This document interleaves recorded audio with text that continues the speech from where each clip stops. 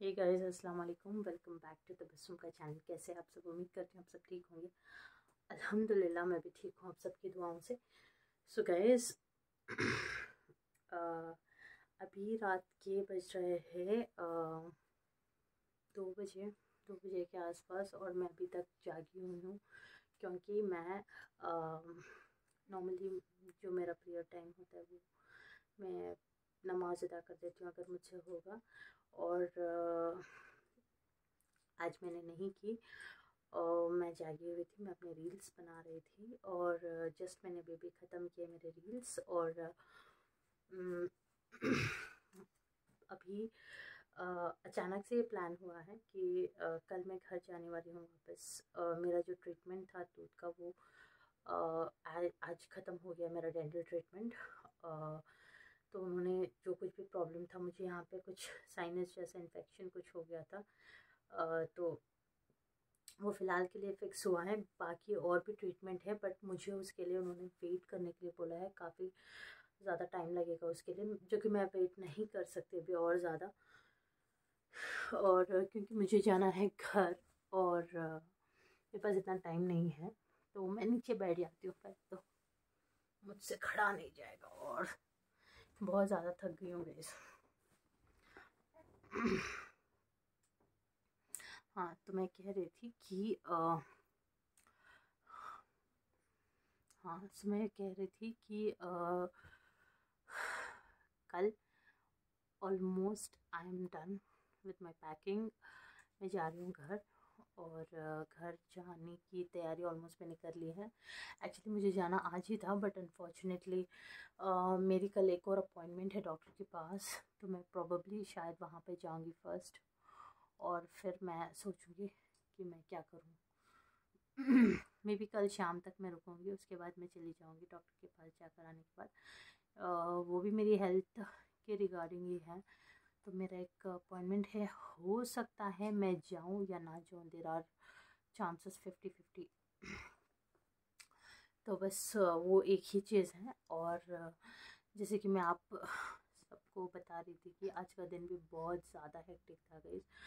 जैसे कि अभी क्या हुआ है कि आज मेरे 2 काम पेंडिंग थे। एक मेरा डेंटल ट्रीटमेंट वो मैंने कर लिया। सबसे पहले मैं सुबह उठी 7:30 बजे, मैं निकल गई थी हॉस्पिटल। सॉरी, हॉस्पिटल नहीं, मुझे आया का बर्थ सर्टिफिकेट कलेक्ट करना था। उसके ऑलमोस्ट 4 इयर्स कंप्लीट हो गए थे गैस। मुझे ये प्रोसेस पता ही नहीं था। मुझे हमेशा से ये लगता था कि हॉस्पिटल से जो सर्टिफिकेट देते हैं वही एक सर्टिफिकेट है जो कि हमको अपने पास रखना पड़ता है, बट ऐसा नहीं होता है। स्पेशली मदर्स जो छोटे बच्चे हैं, न्यू बॉर्न है, प्लीज़ कर्नाटका में शायद ऐसा कुछ है, बाकी स्टेट्स का मुझे नहीं आइडिया नहीं है। शायद ये बेसिक है, आपको अप्लाई करना पड़ता है। गवर्नमेंट से एक सर्टिफिकेट आएगी, आपको आसपास के बीबीएमपी ऑफिस से कलेक्ट करना पड़ता है। आपको फर्स्ट हॉस्पिटल का सर्टिफिकेट वहाँ पे सबमिट करना है बीबीएमपी ऑफिस में, और वो लोग आपको एक देंगे। तो ये सारा प्रोसेस जो है मेरे केस में याहिया का सर्टिफिकेट मुझे डायरेक्टली बीबीएमपी ऑफिस से नहीं मिला। उन्होंने मुझे एक और ऑफिस भेजा था जो कि एमजी रोड, वहाँ पर भी अवेलेबल नहीं था। फिर डायरेक्टली वो कोर्ट में कुछ तो चला गया था। अगर आई थिंक हाँ, शायद ऐसा ही कुछ मैजिस्टिक में एक ऑफिस है, हम वहाँ पे गए और वहाँ से कलेक्ट करके हम लेके आए। तो ये बहुत लंबा प्रोसीजर है। अगर आप इमीडिएटली सारे काम अपने ऑन टाइम नहीं करोगे तो ये प्रॉब्लम आ सकती है। तो प्लीज़ इसको अवॉइड करने के लिए अपने बच्चों का जो बर्थ सर्टिफिकेट है वो ऑन टाइम कलेक्ट करिएगा और वैलिडेट भी करिएगा कि ये जो हॉस्पिटल से दे रहे हैं वो प्रॉपर है। एंड जो गवर्नमेंट से आपको एक और मिलती है जो ओरिजिनल सर्टिफिकेट है वो प्रॉपर है या नहीं डॉक्यूमेंट। तो इस तरह से ये एक इम्पॉर्टेंट इन्फॉर्मेशन थी जो कि मैंने सोचा कि आप लोगों के लिए हेल्पफुल रहेगी, तो इसलिए मैंने आपको शेयर कर दिया सबके साथ। तो दूसरी चीज़ ये है कि वहाँ से हम वापस घर आए, फिर हमने लंच किया और फिर हम निकल गए हॉस्पिटल। और मैं पहुँची थी आई थिंक 2:30 को मेरा अपॉइंटमेंट था। 3:19 या 3:20 तक मैं वेट कर रही थी। फिर मुझे बुलाया गया अंदर और मेरा रूट कैनाल प्रोसेस जो है वो स्टार्ट हुआ और ख़त्म हुआ। आई थिंक एक 40 मिनट्स या 45 मिनट्स के आसपास उन्होंने किया ये प्रोसेस। और ये प्रोसेस होने के बाद मैं वहाँ से निकली और वापस आ गई। सुबह मैं सोच रही थी कि मुझे एक बॉटम भी रेडीमेड ख़रीदना था अपने लिए, बट मैं गई थी मैजेस्टिक, मुझे समझ नहीं आ रहा था कपड़े की क्वालिटी, और वहाँ पे जो मुझे कलर चाहिए था ब्लैक कलर वो तो था ही नहीं अवेलेबल। तो उस वजह से मैंने नहीं लिया। मैंने सोचा कि मैं ऑनलाइन से परचेज़ कर लूँगी। तो वो भी एक काम पेंडिंग है मेरा। और मुझे अपने लिए बहुत अच्छे से हैंड बैग लेनी है बहुत टाइम से। मतलब हैंड बैग्स ऐसा नहीं कि मेरे पास नहीं है, मेरे पास बहुत सारे हैं, बट वो सारे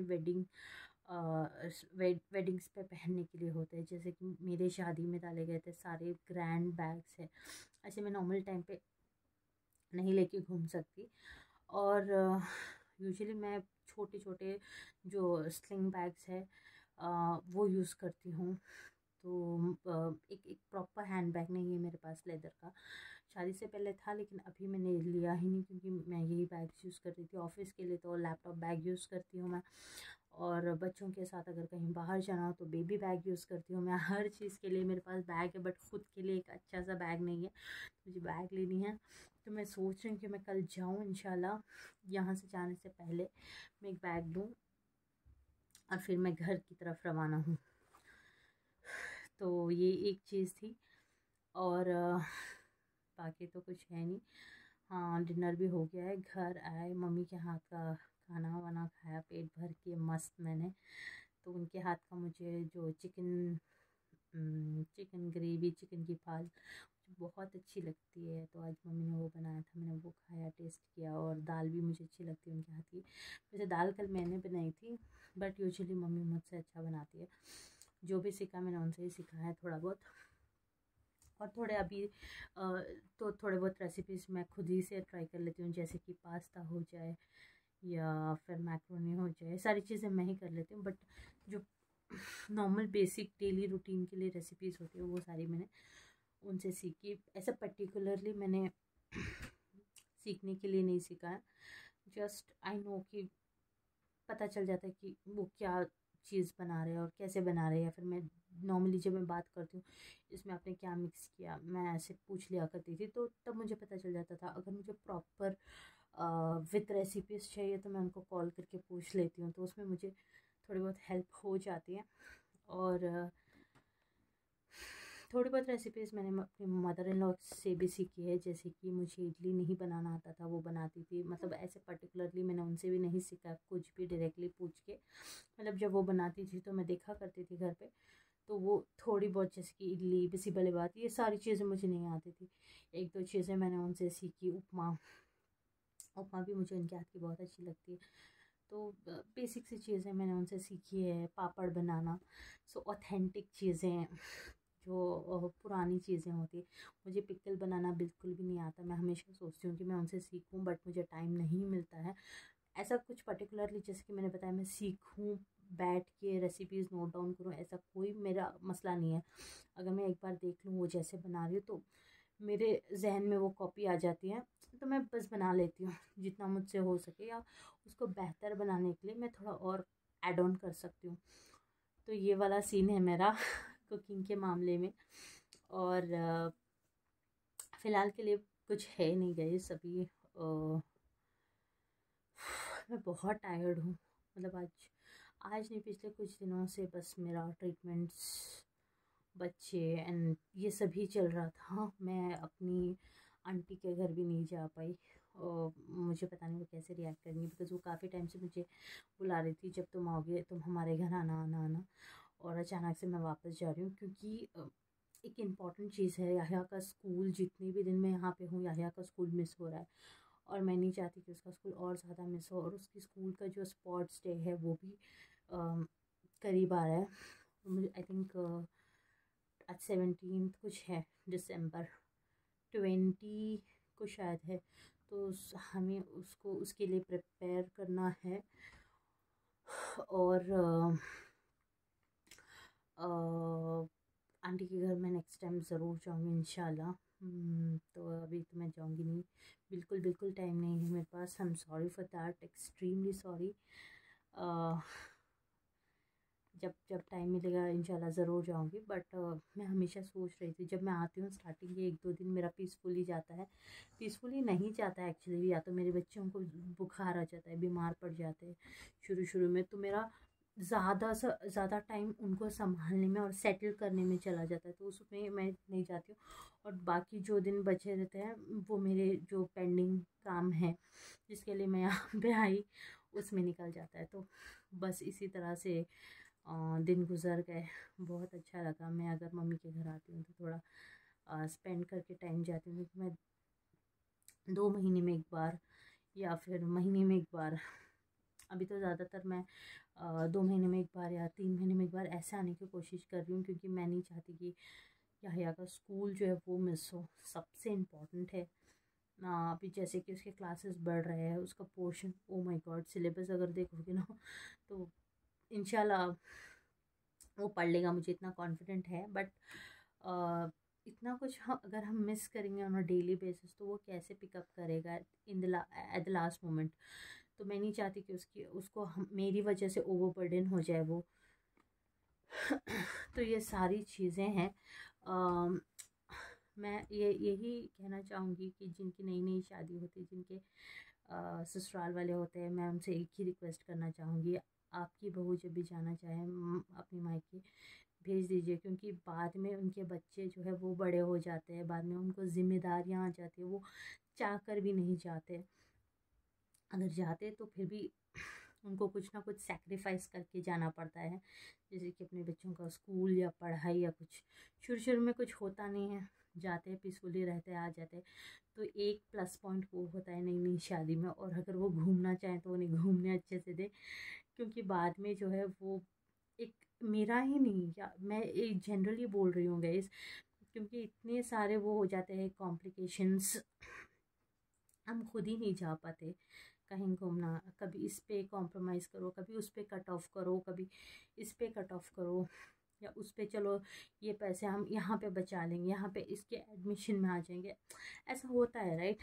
अगर तो जितने आप शुरू में ट्रिप्स करते हो वो बाद में उतने नहीं होते, मतलब बाद में आपके बाद में बहुत कम हो जाता है। ज़िंदगी तो पूरी लंबी पड़ी है, पूरी ज़िंदगी हर किसी को करना ही है। शुरू में थोड़ा सा वो हो जाता है, घूम फिर लेते हैं ना, तो उन्हें भी वो एक खुशी होती है कि चलो हमें हमारा टाइम एंजॉय करने के लिए दिया गया है, समझ रहे। तो ये सारी छोटी छोटी चीज़ें ना इंसान को बहुत ज़्यादा खुश करती है, क्योंकि ज़िंदगी बहुत लंबी है और इंसान अपनी ज़िंदगी इसी में चला देता है। कॉम्प्रोमाइज़, कट ऑफ, सैक्रिफाइस, ये सारी चीज़ों के ऊपर प्यार का नाम लव का टैग लग जाता है कि ये मैं अपने बच्चों के लिए कर रही हूँ, अपने शौहर के लिए कर रही हूँ, अपने सास ससुर के लिए कर रही हूँ, अपनी फैमिली के लिए कर रही हूँ, अपने माँ बाप के लिए कर रही हूँ, अपने भाई बहन के लिए कर रही हूँ। सारी चीज़ें जो है बस कॉम्प्रोमाइज़ में ही निकल जाती है। वो एक जब बेस्ट टाइम होता है उनका, तो उस टाइम में अगर वो सारी चीज़ें कर लेते हैं ना तो बहुत एक खूबसूरत मोमेंट हो जाता है उनका। ऐसा नहीं कि हमारा नहीं है, हमारे भी थोड़े बहुत है, बट पर्सनल एक्सपीरियंसेस से भी बहुत कुछ सीखा है मैंने। और शायद अगर मेरे ये जो भी मैं बोल रही हूँ इससे किसी को भी पॉजिटिविटी लगे थोड़ी बहुत, तो आप हेल्प कर दीजिए अपनी बहूज़ की, या अपनी बहूज़ तो मैं नहीं कहूँगी, बेटियाँ समझ के आप ऐसे डील करिए उनके साथ। लाइफ बहुत अच्छी स्मूथली जाएगी, क्योंकि अगर आपको सामने से बहुत से टाइम ऐसे होता है कि गाइस आप उनको बेटी समझ के ही लेकर आते हो अपने घर पे, अगर आपको सामने से आप जैसे उनको ट्रीट कर रहे हो वैसा आपको उनकी तरफ से वो रिएक्शन नहीं आ रहा है, तो आप सडन से चेंज हो जाते हो, आपका प्यार चेंज हो जाता है। ये हमारे साथ इस तरह से पेश नहीं आ रही है तो हम क्यों इसके साथ पेश है, हम भी ऐसे करें। वो चेंजेस मत लाओ अपने अंदर। आप जैसे हो वैसे रहो, अपनी बेटी को जैसे ट्रीट कर रहे हो वैसे करो। अगर अपनी बेटी की गलती पे पर्दा डालते हो तो बहू की गलती पे भी पर्दा डालो। तो ये सारी चीज़ें कट ऑफ करो, नज़रअंदाज करो। जितना पॉजिटिविटी अपने अंदर है आप शो करो। डोंट, और रिटर्न में एक्सपेक्ट कुछ मत करो। एक्सपेक्ट करोगे तो आप खुद हर्ट होगे, राइट। तो वो चीज़ मत करो। Without expectations just show some positivity, जिससे लाइफ ना एकदम खूबसूरत हो जाती है। आई थिंक ये चीज़ें मैंने थोड़े दिन पहले से मैंने अपने अंदर भी डालने की कोशिश की है। ऐसा नहीं कि मैं साफ़ सुथरी हूँ, धुली हूँ, मैं भी महान हूँ, सच्ची हूँ, सावित्री, ऐसा कुछ मैं अपने बारे में नहीं कह रही हूँ। मैं भी थोड़ी बहुत चीज़ें अपने अंदर अडेप्ट कर रही हूँ। मतलब जैसे कि अगर क्या बताऊँ, मैं कौन सा एग्जाम्पल दूँ यार, मैं अपने आप को कंट्रोल करने की कोशिश कर रही हूँ। मैं कोशिश कर रही हूँ कि पॉजिटिविटी अपने तरफ से ज़्यादा रख सकूँ, क्योंकि अगर मुझे सामने से रिएक्शन आ रहा है नेगेटिव, मैं उसको रिप्लाई बैक देना ज़रूरी नहीं समझती, क्योंकि उसके बदले आप अगर पॉजिटिव रिप्लाई दे दोगे तो आपका कुछ जाएगा नहीं जाएगा। तो बस यही कोशिश है मेरी। ये चीज़ मैं खुद भी सीख रही हूँ, कोशिश कर रही हूँ मैं अपने अंदर डालूँ। शायद इससे आगे जो इंसान है वो भी हर्ट नहीं होगा, और आपके अंदर जो है वो थोड़ा सा और सब्र जो है वो बढ़ जाएगा, सब्र का लेवल। तो ये बहुत अच्छी चीज़ है। मैं बहुत ज़्यादा कोशिश करूँ। हाँ, थोड़ा बहुत मम्मी डैडी के साथ हो जाता है लाड़ हट में, बट माँ बाप जितना समझ लेते या हमारी गलतियों का नज़रअंदाज कर देते, बाहर वाले इस तरह नहीं करेंगे ना, वो तो आपका ढंडोरा पीट देंगे। तो कोशिश करो कि आप अपने पेरेंट्स को भी मत हर्ट करो, आप अपने रिलेटिव्स को भी मत हर्ट करो, आप अपने आसपास जितने भी लोग हैं या फैमिली मेम्बर्स हैं उनको भी जितना जितना भी हो सके, बहुत बहुत ज़्यादा लंबा कभी कभार मैं ज्ञान दे देती हूँ, आई नो दैट, बट इससे अगर थोड़ी बहुत 1%, 100 में से 1% भी सीख मिली हो किसी को तो अच्छी बात है। थोड़े बहुत टिप्स एंड ट्रिक्स मैं बता देती हूँ वीडियो में, आप भी अपने अंदर अप्लाई कर लो, शायद आपके काम आ जाए। वैसे मैं ज्ञानी नहीं हूँ, बट मैं कर रही हूँ, मैं आपके साथ भी शेयर कर रही हूँ। शायद मेरी उम्र की बहुत सारी लड़कियाँ हैं, या मेरे से छोटी है, मेरे से बड़ी है, वो भी इन चीज़ों से अडेप्ट कर सकते हैं बहुत सारी चीज़ें। हाँ, और एक बात है, नेगेटिव पीपल है, नेगेटिव लोग हैं जो आपका अच्छा नहीं सोचते, जो आपका बुरा सोचते हैं, ये मैं टारगेट नहीं करके नहीं बोल रही हूँ, जनरली बोल रही हूँ। हो सके तो अवॉइड करो, ख़त्म करो। अगर आगे आपके हैं तो आप पॉजिटिविटी शो करो, नहीं है तो चुप रहो, इग्नोर करो, अवॉइड करो, ख़त्म बात, प्रॉब्लम सॉल्व हो ही जाएगी ऑटोमेटिकली। मैं बहुत ज़्यादा थक गई हूँ गाइस, अभी मैं जा रही हूँ सोने। Bye bye. तो ये देखो मैं आपको दिखाती हूँ, दोनों बच्चे सो गए हैं, इसीलिए मैं इतनी सुकून से बात कर रही हूँ इस वक्त। चलो फिर, गुड नाइट, अल्लाह हाफ़िज़, मिलते हैं नेक्स्ट व्लॉग में। तब तक के लिए आप सब बहुत सारा अपना ख्याल रखिएगा, और अल्लाह हर एक को अच्छा रखिए, खुश रखिए, आबाद रखिए। आज घर को जा रही हो अनीस? अब के तो शाम में निकल जाती हूँ। नहीं अनीस, आती हूँ इंशाल्लाह। म्हणजे मालूम तुम्हें गुस्सा हो जाती घर को। अरे नहीं, कल ट्रीटमेंट था मेरा डॉक्टर के पास, वो होगा। अब याहिया को भी स्कूल है ना, उसके वास्ते अब चले जाएंगे, स्पोर्ट्स डे है, कितने दिन कर को ऐसा छुट्टियां ले ले करो हम कर को।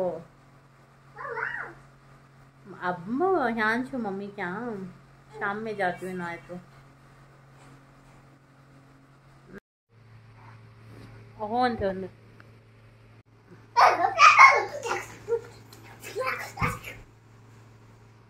क्या करूँ मैं।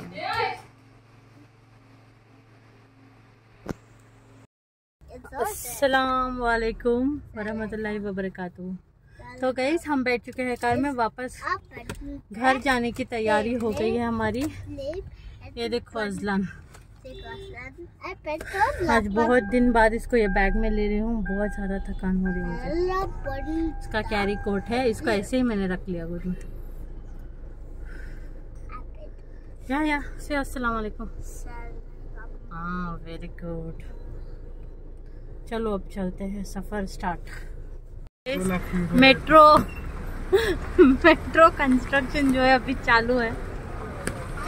मेरे हस्बैंड मुझे चिढ़ा रहे हैं गाइस, जैसे कि तुम्हारे 1 लाख 2 लाख व्यू हो गए हैं करके।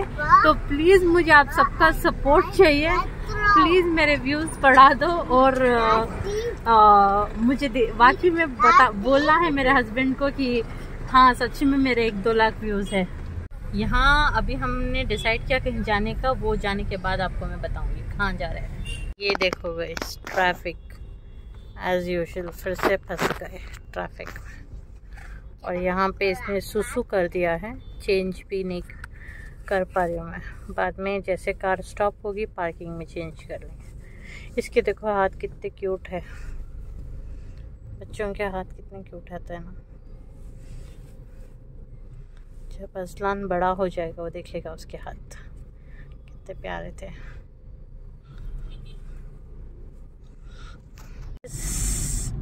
हम आ गए हैं एलिमेंट्स मॉल। एलिमेंट्स मॉल में क्यों आए हैं मैं ये आपको बताऊंगी।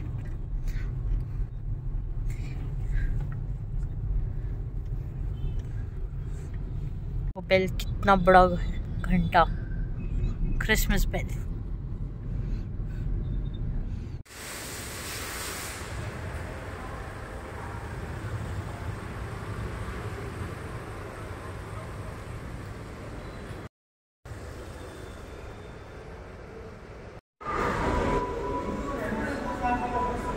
Huh?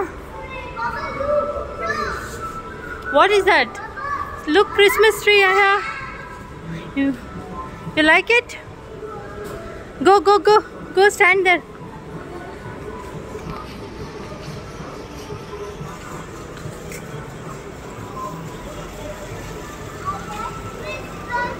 Christmas tree.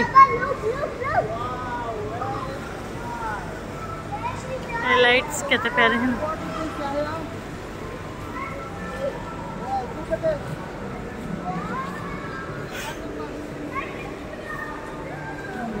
Products. You like it? Keep back. Keep again. Enough. Like that. Come. Look at me. तुम्हारा पास से फोन है ना?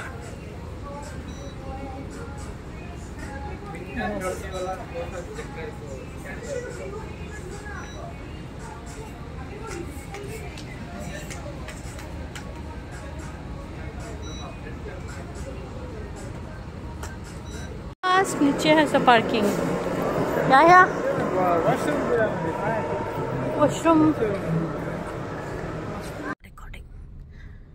चलो तो फाइनली हम पहुंच गए हैं केक शो। लाइटों से कितनी अच्छे से सवार दिया है।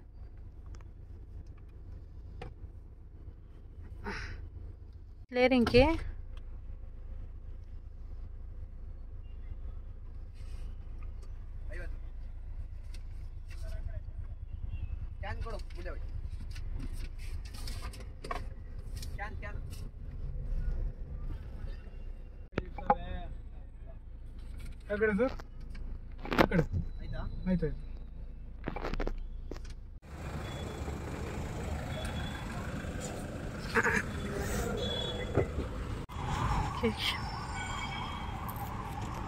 बैलून नहीं वो